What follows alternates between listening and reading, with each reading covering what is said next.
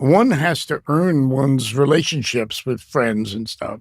You're with people because you like being with them. You share the same thoughts about things. Something that fans will never see coming is Pacino's unexpected revelations about his movie hit Scarface. For decades, this classic has inspired quotes, memes, and Halloween costumes, but one detail flew right under the radar. Turns out, Tony Montana had hidden layers that only now are being unpacked. This will change how we see the film and the man behind the machine gun. Buckle up, because Scarface just got even more legendary. Tony was never meant to be cool. Admit it, if you walk into a college dorm or a guy's man cave, there's a decent chance you'll see a poster of Tony Montana holding a machine gun with that unforgettable "say hello to my little friend" quote. It's almost a rite of passage for a certain kind of pop culture obsession. He's quoted in rap songs, celebrated in fashion, and hailed as the ultimate symbol of hustling your way to the top. But here's the kicker. Tony Montana was never supposed to be cool. Seriously.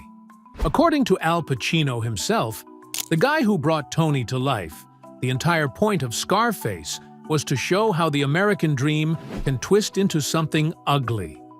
Tony wasn't meant to be admired. He was a warning sign, flashing in neon. It's actually pretty wild when you think about it. This character, who's violent, paranoid, substance-fueled, and absolutely ruthless, somehow became a role model for a generation of fans. The whole arc of the movie is basically Tony starting from nothing, climbing to the top by any means necessary, and then completely losing control. It's not a rags to riches fairy tale. It's more like a rags to riches to ruin story. He betrays friends, alienates his family, and ultimately self-destructs in the most over-the-top, tragic way possible. And yet, somehow, we remember him for his swagger, his mansion, and his suits. Pacino has said that the film was always meant to be a cautionary tale about unchecked ambition, greed, and the dark side of chasing the American dream.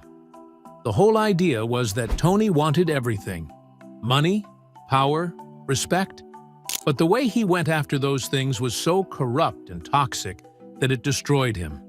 He's not a blueprint for success. He's a warning of what happens when you lose your soul in the process of getting ahead. If anything, Scarface is a tragedy with a really flashy exterior. The problem is that a lot of people focused on the flash and ignored the fall.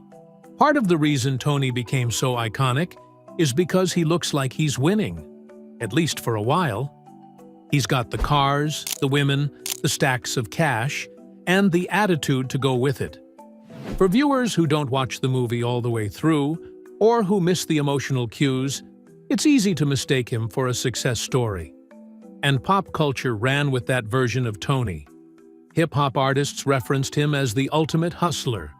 Fashion brands used his image, and fans treated him like some kind of outlaw hero. But if you strip away the surface-level stuff, the core of his story is actually about how dangerous and empty that lifestyle can be. Even the violence in Scarface wasn't meant to be entertaining in a cool way. It was brutal and uncomfortable for a reason. Brian De Palma, the director, didn't want to glamorize Tony's actions. The shootouts, the betrayals, the paranoia, they were all part of painting this picture of a man who had everything and still felt like it wasn't enough. And that's the part a lot of fans seem to forget. Tony was never satisfied. He kept reaching higher and higher until it all came crashing down. It's kind of ironic, really. A character meant to serve as a lesson in self-destruction ends up as a pop culture icon, plastered on everything from t-shirts to murals. But maybe that says more about us as a society than it does about the film. We love the myth of the underdog who fights his way to the top. We love rebellion, confidence, and characters who say what they want and take what they please. Tony Montana was never wise. He was reckless. And his loudest moments were also his most tragic. Now, let's talk about his voice in the film.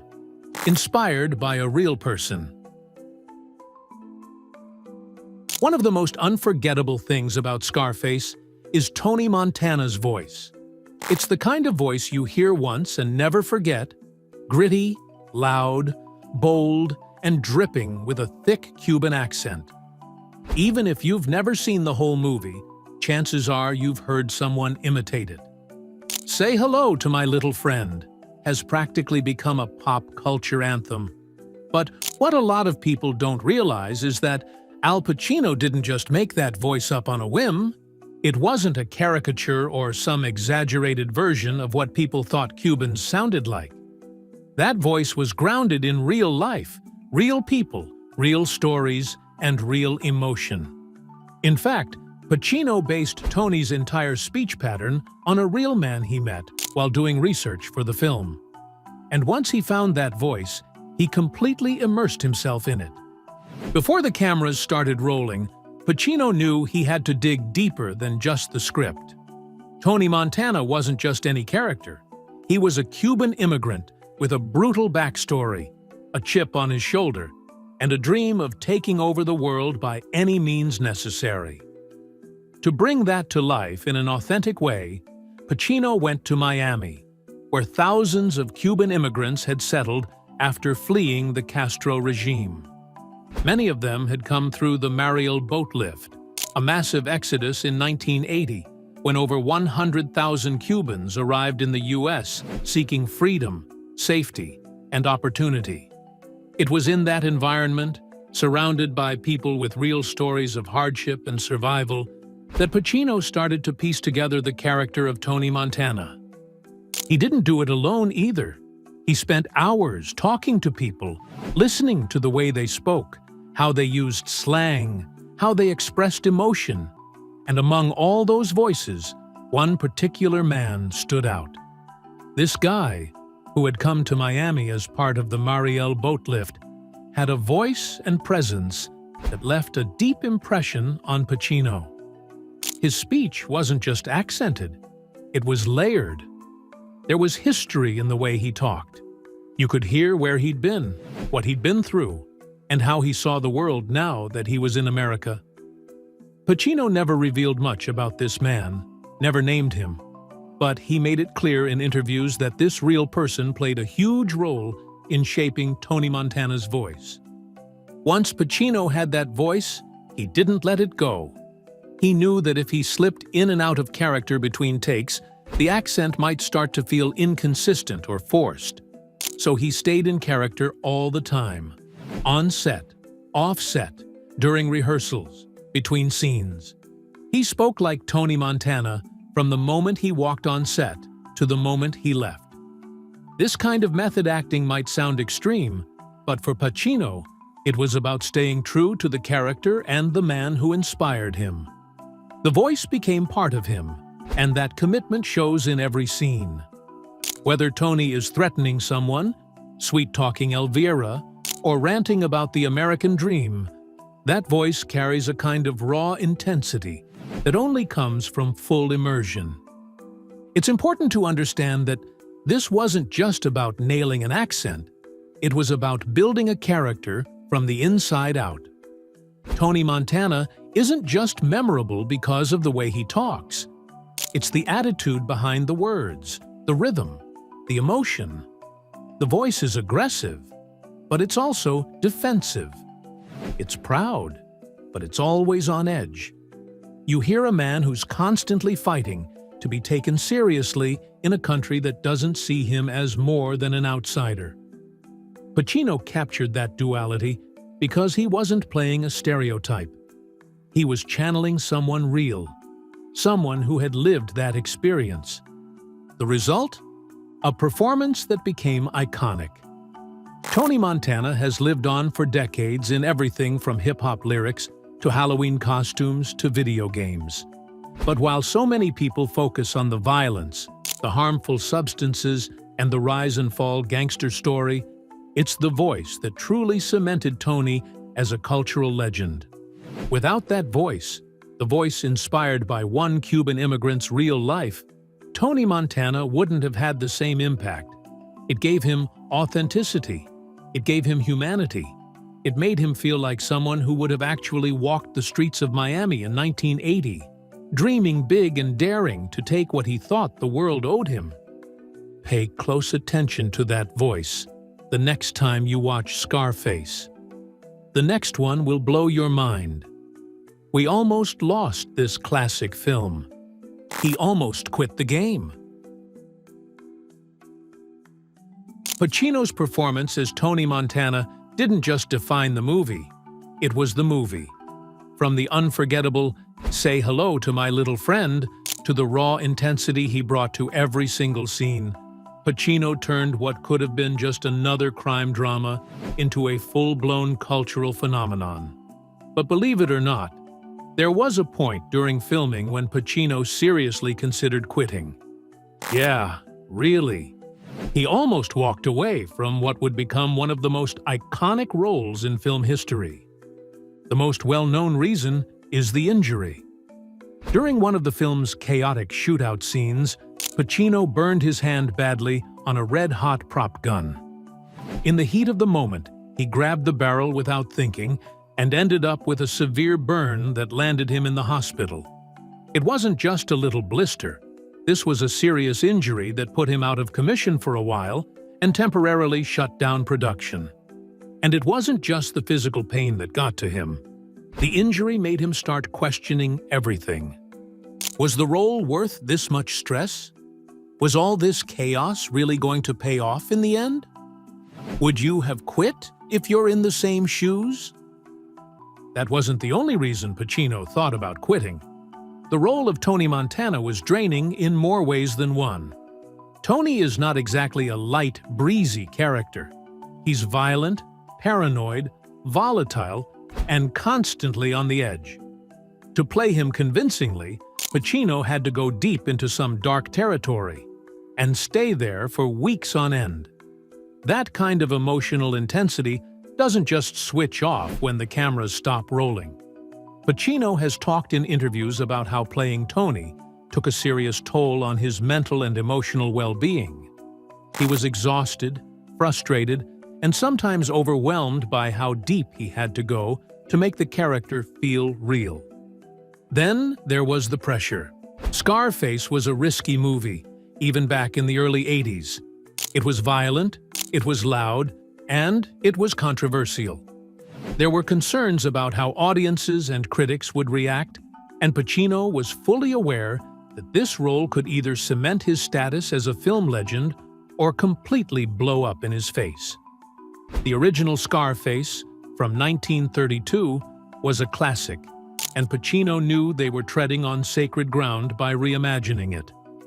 The fact that he was taking on such a larger-than-life character, complete with a thick Cuban accent and outrageous behavior, added even more pressure.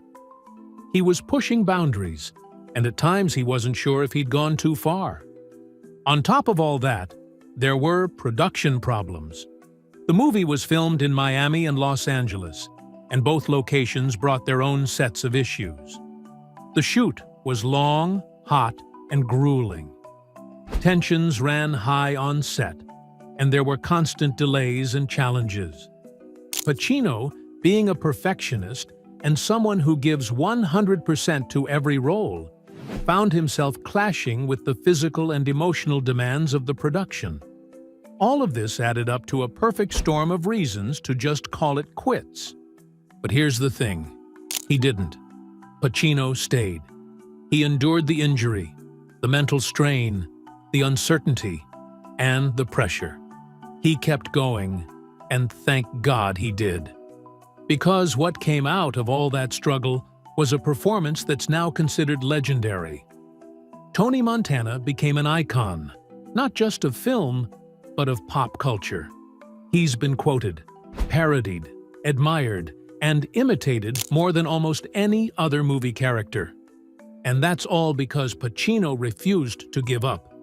Without Pacino's intensity, his commitment, his absolute willingness to throw himself into the role, even at the cost of his own comfort and safety, the movie just wouldn't have been the same. It probably wouldn't have become the classic it is. He turned what could have been a forgettable gangster flick into something unforgettable. So yeah, he almost quit. But thankfully, he didn't.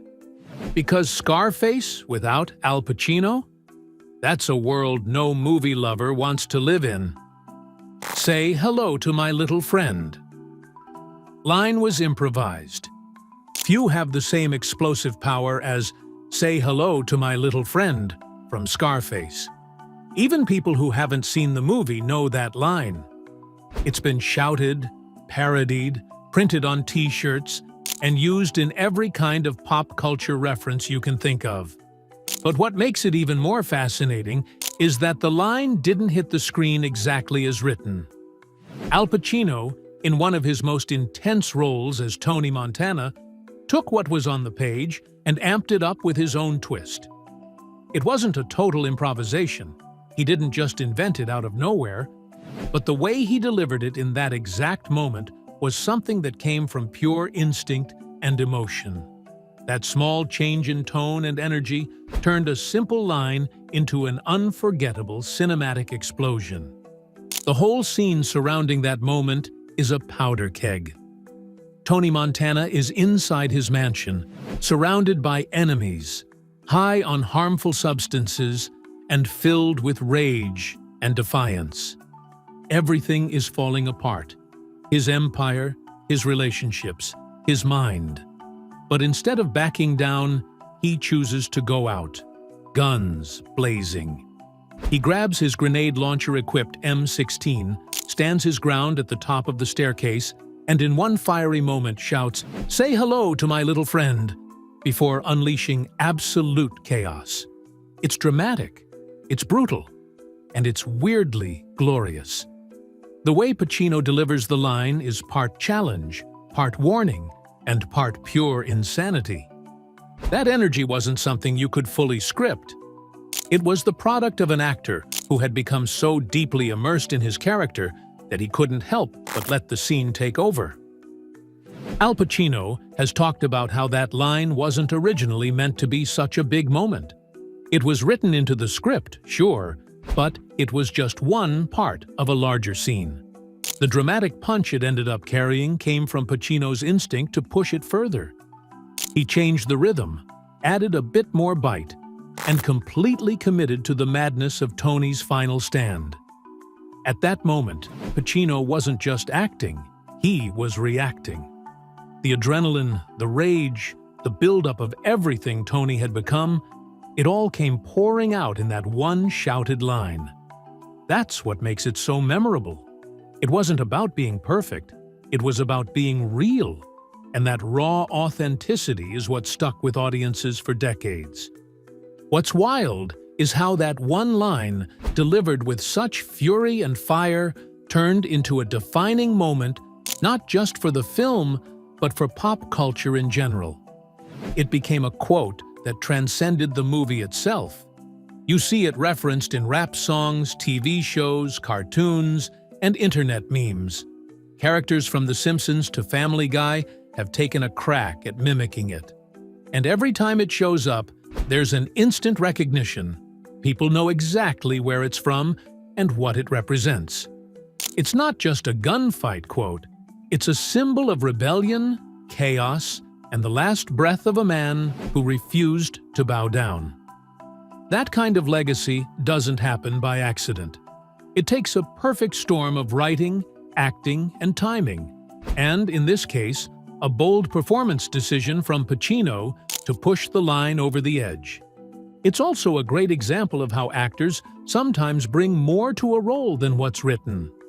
Directors and writers might set the stage, but actors like Pacino breathe life into it.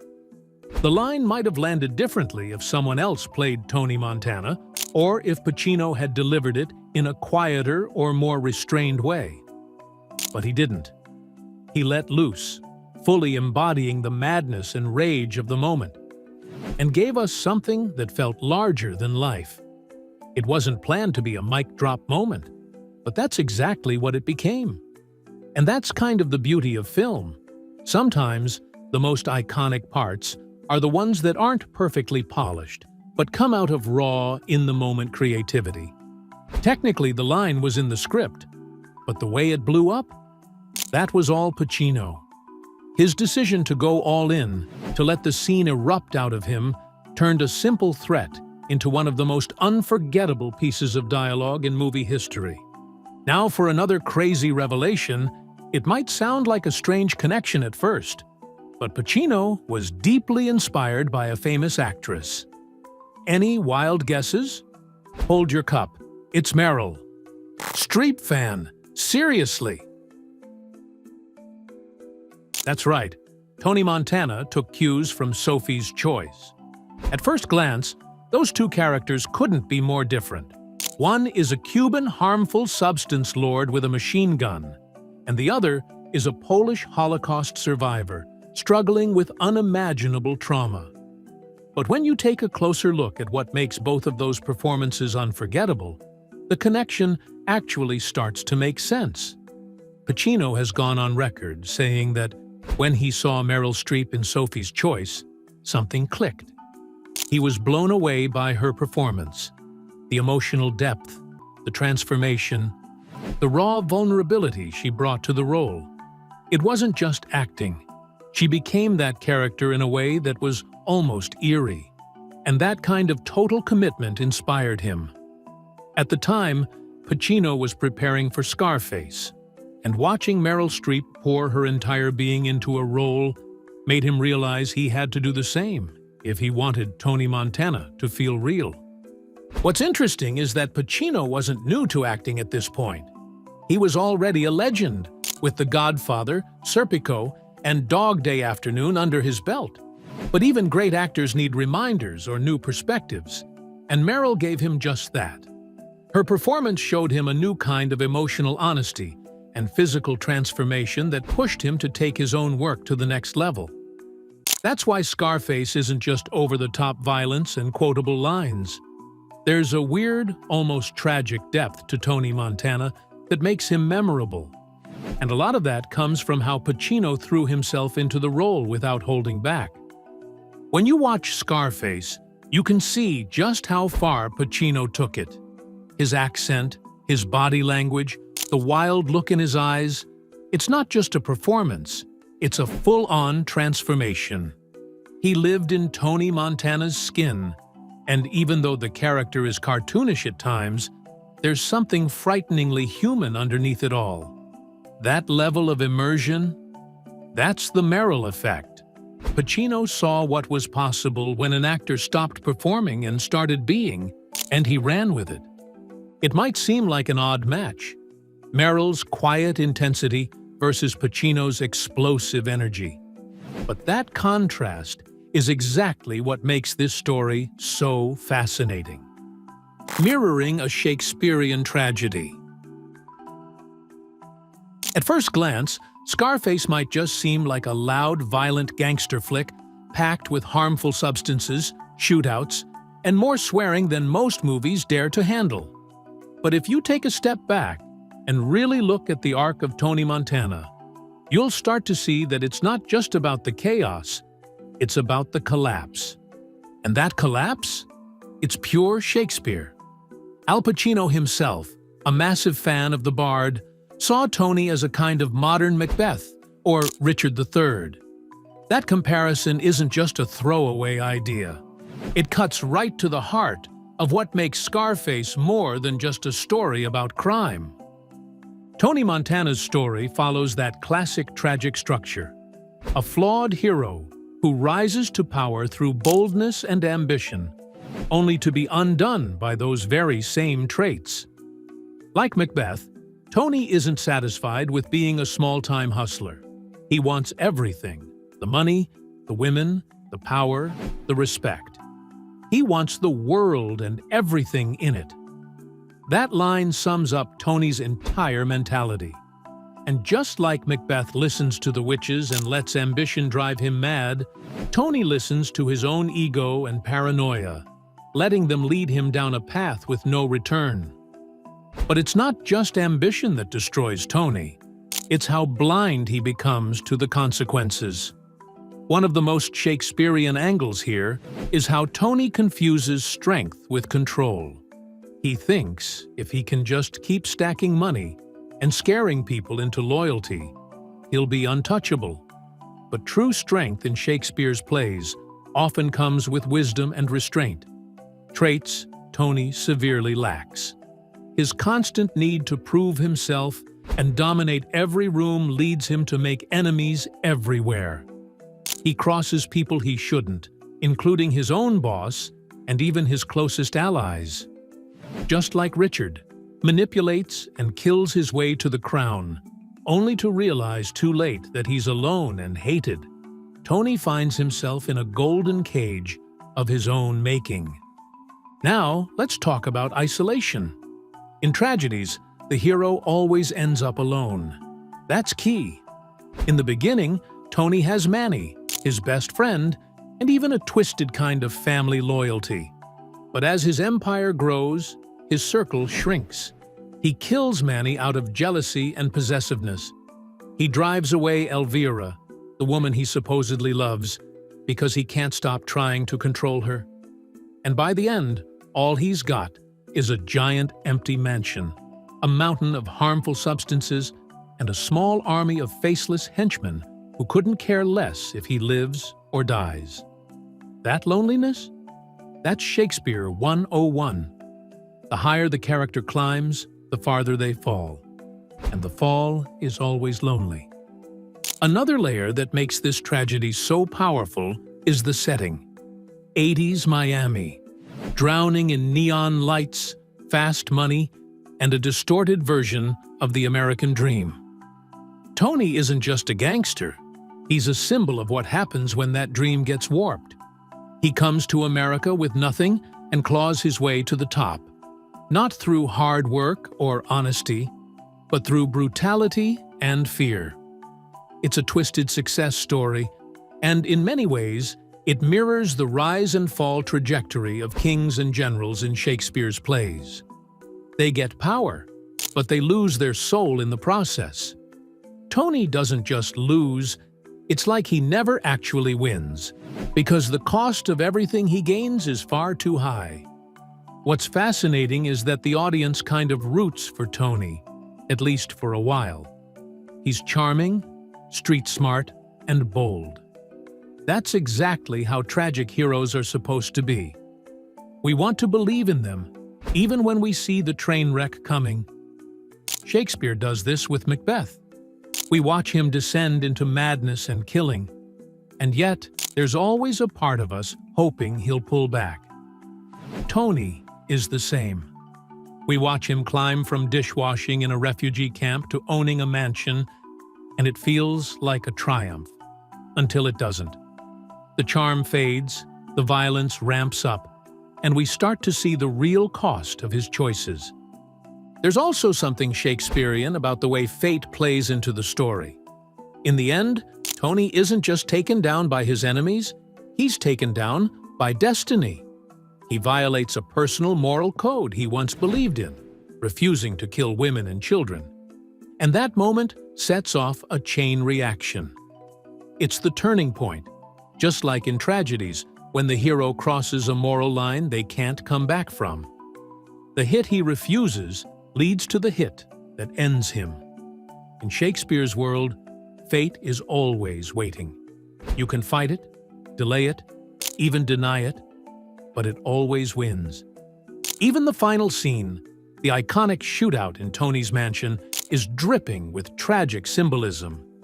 He's high out of his mind, screaming into the void, trying to take down an army with a machine gun and sheer arrogance. He sees himself as invincible. But he's already lost everything. He doesn't even see the hitman coming behind him, just like so many tragic figures who are too focused on their imagined enemies to see the real threat. His death isn't just violent, it's empty. No one mourns him, no one respects him. He dies on the floor beneath a gaudy statue that says, "The world is yours." That line, once full of promise, now feels like the cruelest irony of all. Never thought the film would be a hit. When Scarface first hit theaters, hardly anyone thought it would become the iconic film it is today, least of all Pacino himself. At the time, the response was rough. Critics didn't hold back.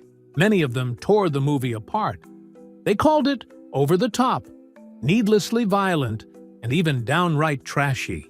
It was the kind of film that seemed too extreme for the mainstream, and because of that, it didn't get the kind of love or recognition you'd expect from something with such a huge star like Pacino leading the way.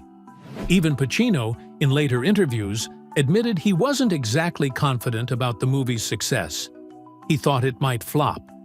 It was such a departure from typical Hollywood storytelling at the time. Loud, vulgar, and unapologetically brutal.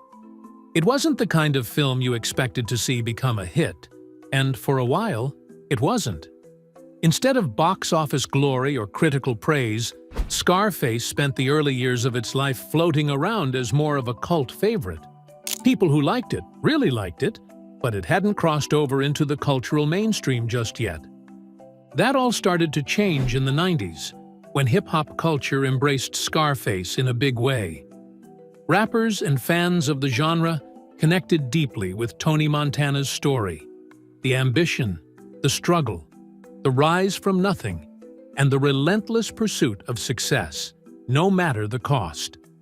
The film's raw energy and intense attitude fit perfectly with the vibe of hip-hop at the time. Suddenly, posters of Tony Montana were everywhere. Lines from the movie were sampled in tracks, and Scarface became more than just a movie. It became a symbol. Have you seen the film? What do you think of Al's performance? Subscribe to the channel for more interesting uploads.